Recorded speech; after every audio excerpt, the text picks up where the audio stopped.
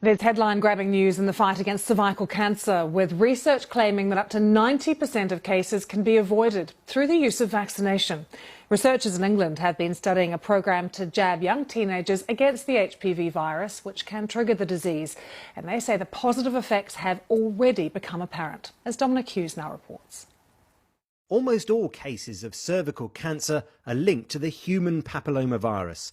The HPV vaccine programme, targeting the virus itself, was introduced in the UK in 2008, when girls aged between 11 and 13 were first offered the jab. And since September 2019, boys of the same age have also been eligible. Now the first real-world study of the vaccine shows it's had a dramatic effect. Cervical cancer rates were 87% lower in girls who were offered the vaccine when aged 12 and 13.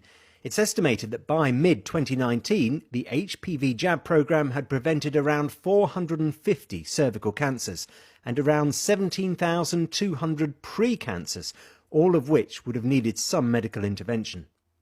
This study looked at people who both had the vaccine for HPV and were screened by cervical cancer.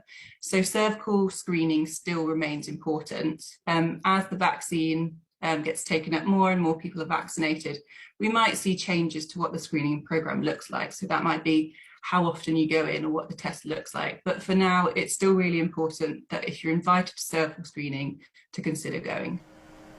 Currently, cervical cancer claims the lives of around 850 women in the UK every year.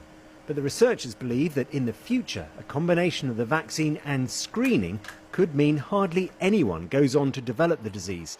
They say it's a testament to the power of science to protect the lives of thousands of women. Dominic Hughes, BBC News.